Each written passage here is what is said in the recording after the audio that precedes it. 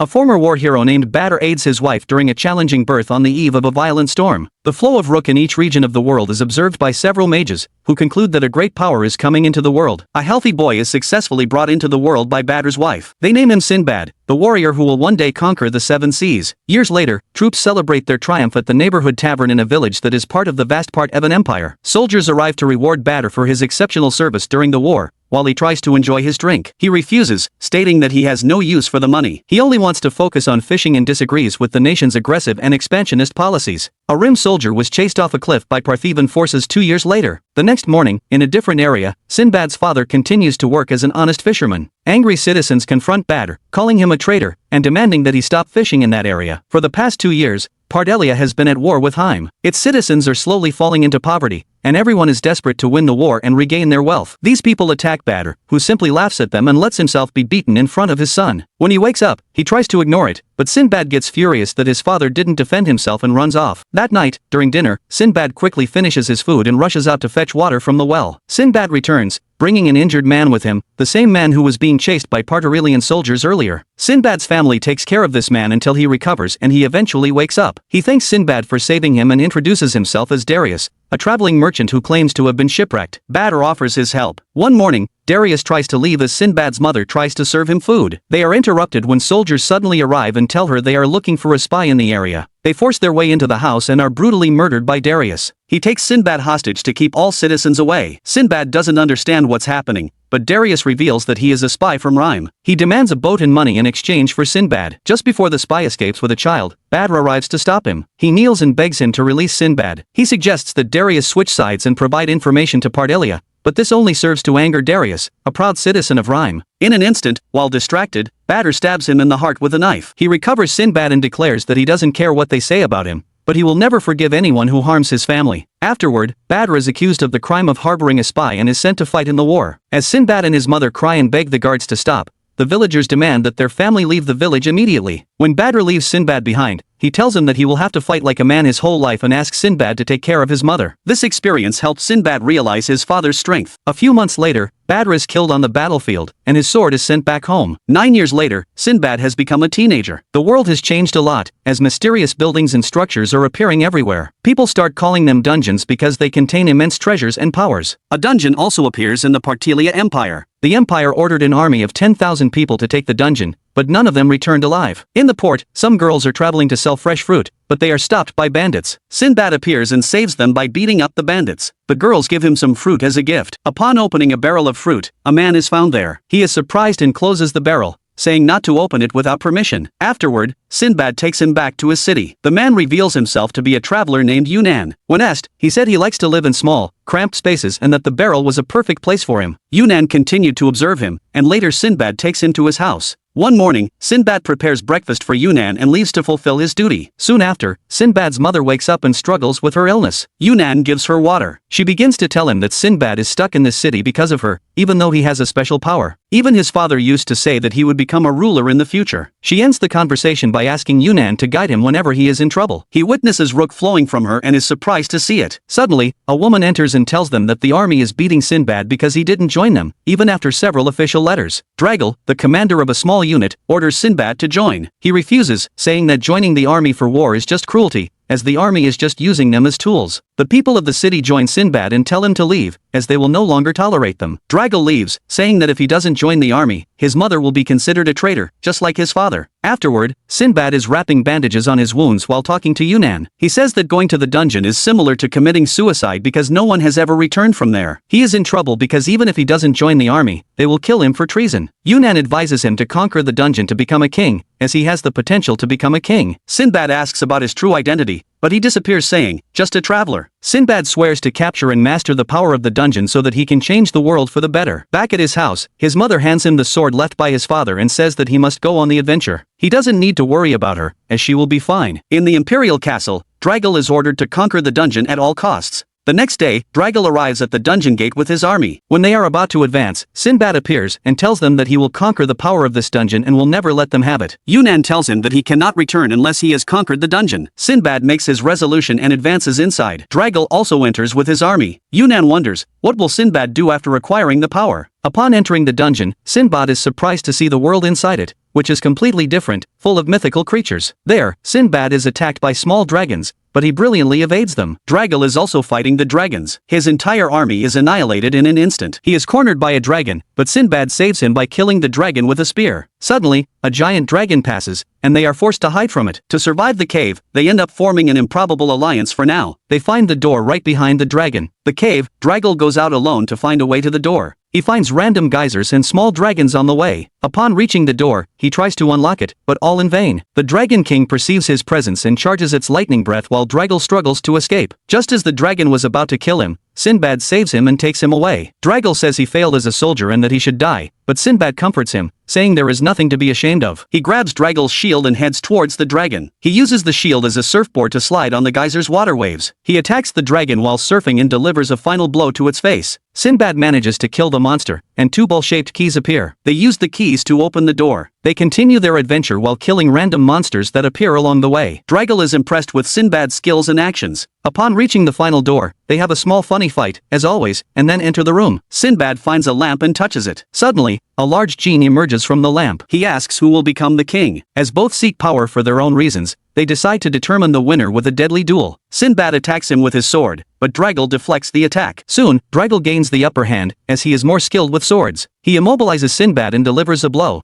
but Sinbad stops him with his hands and lands a firm punch to his face, pushing him away. Despite losing all his strength, he attacks Sinbad again only to be defeated. Again, he gathers his remaining strength and advances towards Sinbad for the final blow. Sinbad emerges victorious in the battle. Badul forms a contract with him and inhabits his sword. Suddenly, all the items in the room turn into gold and the dungeon disappears, indicating that the first dungeon has been conquered. Upon waking up, Sinbad finds himself with tons of gold around him. The army approaches him and orders him to hand over the power and wealth to him. Sinbad tells them that he will not give anything more to the cruel empire, and Yunnan appears and tells Sinbad to use his new power. He calls the jinn from his sword and lightning strikes the army around him. Noonan uses his magic, which ends up taking Sinbad and his wealth back to his hometown. Soon after arriving in the city, he receives news about his mother's poor health and rushes home. Upon arriving, he holds his mother's hand. Her condition was so bad that she confused him with Badr. She tells him that she will soon join him. Sinbad begins to cry. His mother dies, saying that she will always love Sinbad. On the other hand, Dragal, in a wounded state, walks through the palace. Sinbad becomes famous throughout the empire. Since the capture of the first dungeon, more dungeons are appearing in all parts of the world. Many people challenge them and some even manage to clear them. Sinbad is traveling as usual. On the way, he finds a large subject with a girl trying to capture a large water dragon. The large subject attacked the dragon with a harpoon, but the dragon's shell was so strong that the harpoon could not pierce it. To save his drowning sister, he dives into the sea with the dragon behind him. When the dragon was about to eat them, Sinbad uses the power of the ball to fry the dragon, leaving the man in shock. On the other hand, Dragal is leading another special team to capture another dungeon under the emperor's orders. He gets another chance from his brother to steal Sinbad's gene power to prove to be the proud soldier of the Parthivia Empire. He receives a special squad called Shamlash to execute this mission. Sinbad and the man are now on the coast, lighting a bonfire to warm themselves. The man's sister wakes up and assumes that it was her brother who defeated the water dragon. The man's name is Hina. They have a meal together. Sinbad asks them about the northern village, to which they reply that it is covered in pure white snow and that their father is the patriarch of the village. Despite knowing that the village will not welcome him well, Sinbad decides to visit it because it will be his first step to change the world. The same night, he apologizes to Hina for stealing his prey. Sinbad comments on his strength and effort to save his sister, which surprises him. Upon arriving at the village, Sinbad is surprised to see the strange houses in the village. He meets Hina's father, who does not welcome him well. The village prepares for a party because Hina has finally proven to be a warrior. On the other hand, the sorcerer with Dragal sends the assassin squad to kill Sinbad. Back in the village, Hina's father tells them about a dungeon that recently appeared outside the village. He asks his son to accompany other warriors to conquer it, but Sinbad interrupts and warns them about it because many people perish in dungeons. Sinbad shows him his power, which surprises him. Hina's father recognizes him when witnessing his power. Sinbad enjoys the party with the villagers while Hina walks away, feeling guilty for not being able to kill the dragon. Soon, his sister accompanies him and tells him that he should be happy for having become a warrior,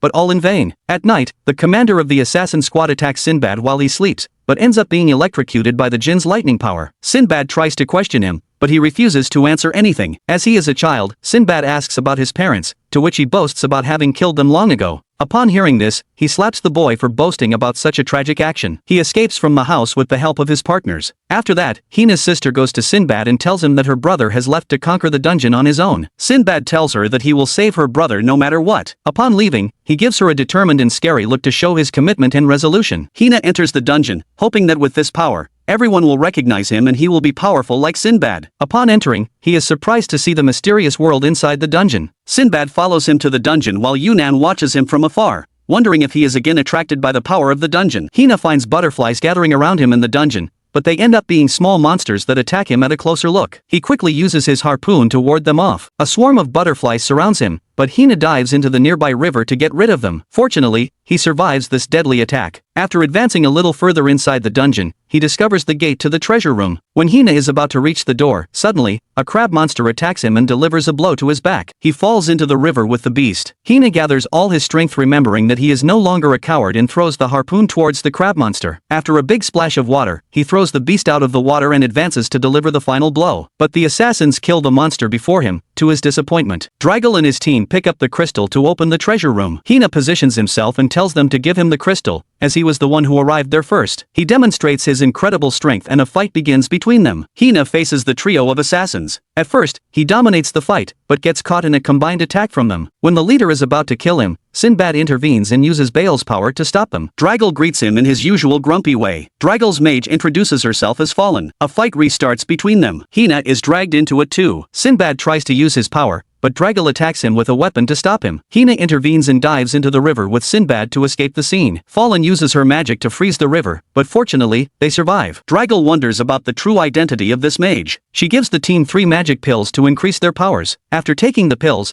they feel much lighter and more powerful. Draigel inserts the crystal and enters the treasure room with his companions. On the other hand, Sinbad comes out of the icy water. Hina tells him that he will claim the power of the dungeon, to which Sinbad replies that he is already strong enough. The scene changes to Draigel, who has summoned the Djinn from the dungeon. The Djinn emerges from the metal container and claims to be the Djinn of deception and trust. He recognizes Fallen's evil smell and destroys her puppet doll. Draigel tells the Djinn that he will become king and give power to Majesty, which bores him to the point of turning into a cute cat. Sinbad and Hina arrive at the treasure room. Djinn presents them with a challenge to catch a cat made of his blood. Everyone decides to claim the power for themselves and advance to catch the cat, but the cat proves to be very fast, to their disappointment. After several failed attempts, Sinbad asks them to work together. He manipulates them by saying that he will not participate in the combined attack. The cat jumps when they advance towards it, and Sinbad quickly grabs it. They attack him, calling him a traitor, but Sinbad gives an emotional speech saying that he needs to claim this power to change the world, and would love to have them all as his followers. They end up getting excited after hearing his speech. After all, Sinbad was born to lead people as a king. The assassin team suddenly becomes uncontrolled because of the magic pills given to them by Fallen. They become a source of dark power that invokes a giant demon. Draigel tries to kill them, but Sinbad stops him because he wants to save them. The demon attacks them with its immense power, leaving Sinbad wounded. Hina and Draigel intervene to stop the demon, but all in vain. Djinn reveals that they can save them if they manage to destroy the demon's heart in a single attack. Sinbad delivers an attack to the demon, but Fallen, in her illusory body, takes Sinbad's sword to prevent him from using Jinn's power. Hina finally recognizes Sinbad as a powerful man and declares him a king's vessel. Together, they decided to unleash a final attack. Sinbad advances as bait while Hina recharges his harpoon to deliver the final blow. However, the demon captures Sinbad and makes him suffer. Draigel hits the demon's face, which helps Sinbad escape. Finally, Hina launches his loaded harpoon that pierces the demon's heart all at once, leaving Fallen and everyone in shock. Sinbad takes this moment to retrieve his sword, destroying Fallen's puppet. However, the situation is not clear because the heart of the assassin leader has fallen into iniquity, and the demon is using it to revive itself. Sinbad accepts the challenge and tries to save him. Sinbad discovers his past memories of having been forced to become a ruthless assassin by holding his hand. Sinbad finds him crying in his memories because the organization forced him to kill his parents. Sinbad saves him by convincing him that he will not allow anyone to use him in the future. He uses Baal's power to destroy the demon that is reviving itself. The assassin leader returns from depravity with Sinbad's help, which surprises everyone, even Djinn. Everyone bows before Sinbad and tells him to claim the power because he is the true king. After forming a pact with Djinn, the dungeon disappears and everyone finds themselves back in the village. Draigel leaves saying that he needs to save someone in the empire. Upon leaving, Draigel receives a part of Djinn's power because he recognized Sinbad as his king. Hina decided to follow Sinbad on his journey as his follower. They find the founder of the village, who turns out to be a giant and furious man. Finally, Hina receives permission from the chief and his daughter becomes his wife. Sinbad forms a diplomatic relationship with Hina's village, which marks the beginning of his future commercial enterprise. Sinbad and his companions embark on a new journey to establish trade with other countries. Horror, Hina's wife Horror, gives strict lessons to Sinbad and Jafar, as education is necessary to become renowned merchants. Eventually, they arrive at the Haim Empire, which is famous for its military power and economy. Sinbad and his companions try to sell goods there, but the army stops them because they do not have a license to sell goods in the Haim Empire. A mysterious man approaches them and convinces them to sell their goods to him, and they end up doing so, but later discover that the man is a merchant with a license who is now selling their goods for 10 times more. However, Sinbad was not discouraged. Instead, he ordered his companions to bring more goods from a lot while he resolved things with the trade union. Sinbad again meets the previous merchant and invites him to dinner, where he discovers that the man's name is Haroun, and he is a merchant from Balbad. Sinbad asks him to share business knowledge with him, as he wants to change the world, and for that, he must possess wealth and influence. Upon discovering that Sinbad is a dungeon capturer, Haroun decides to help him, but he must raise 1,000 gold coins in a month to earn his trust and recommendation. A month later, Haroun visits the port again and finds people eager to hear an adventure story, and surprisingly, the narrator is none other than Sinbad, who managed to touch people's hearts with his fascinating adventure stories. By using the powers of the jinn, Sinbad gained the trust of the people. Haroun is surprised to see this development and comments on it with Sinbad. Idea. Although Sinbad earns good money from it, he still doesn't have 1,000 gold coins. Impressed by Sinbad's determination, Haroun gives him 1,000 gold coins and reveals himself as the 22nd king of Balbad, Rashid Salija. Sinbad tells an exceptional adventure story to the audience, impressing them with passion and excitement. Seeing this, King Rashid decides to help Sinbad, as he believes that he will change the entire course of this world. On the other hand, Hirumu continues teaching Jafar, who is tired of learning and doing chores. Realizing that Jafar is getting discouraged, she reminds him that he once swore to serve his master and that he has already decided to go through all difficulties just to support his leader. Jafar was a little motivated, but soon Hirumu told him that she is expecting a child and he must help her with that. To his dismay, Sinbad receives his registration letter from the union and thanks Rashid for his help. Sinbad is eager to start his own business, but Rashid tells him that he is an amateur in business, as he needs to set up a store and other things to start a business. Therefore, he must continue to perform adventure stories to raise funds for a business. He even suggests that Sinbad act in a theater that will help him gain popularity and money. Sinbad decides to go with this plan and begins preparations for the big event. Jafar managed to complete his mission, but was tasked with taking care of Hina Horror's newborn son, Kakariku, who is much larger than ordinary babies. On the other hand, Sinbad finally performs in the theater. He first summons snow using the power of the jinn and surprises the audience and even King Rashid. Sinbad's play became so famous that people from distant areas began to visit the theater just to watch his play. Hina Horror and others arrive at the port with the goods and are surprised to see Sinbad performing in a coliseum, as the theater was not big enough to accommodate all the people. Suddenly, Kakariku disappeared due to a large crowd and Jafar ran, only to find him captured by the Colosseum's caged beast. He tries to defeat the monster with his usual techniques, but all in vain. When Kakariku is about to be devoured, Jafar activates the power of his household vessel and manages to save him. Later, Sinbad surprises everyone with a new store for the Sindria Trading Company. While they decide to expand their business to fulfill their goal of making a new country, Sinbad, along with Jafar and Hina Horror, embark on a journey to establish trade relations with the Kingdom of Sassan. In contrast, Hiramu and others stay to take care of the Sindria Trading Company. Upon arriving at the Kingdom of Sassan, Sinbad discovers that this country rejects foreigners and does not wish to establish any kind of relationship with them, as they consider themselves pure and superior. After several attempts, the trade official asked them to visit the Knight of Sassan, as they are the only ones who can help them in this regard. They witness Darius Leoxus, the Night King with supreme command. Sinbad tries to talk to him, as he is the only one whose approval can help him, but all in vain. He even tried to join the ranks of the knights, but was ignored. At the inn, they meet a young man named Mistress, who turns out to be Darius's son. At his request, Sinbad told him his adventure stories and even showed him the power of the jinn, which captivated him. Mistress expresses his desire to explore the outside world, but his father wants him to join the ranks of the knights who are destined to live their entire lives in Sassan. Mistress tried to argue with his father, but he assaulted him instead. He decided to challenge his father to a duel, as it is the only way to stop being a Knight of Sassan. On the way to witness the duel, Sinbad again meets Yunnan, who teases Sinbad saying that he has grown quite a bit. Sinbad introduces him to his friends and asks why he is there,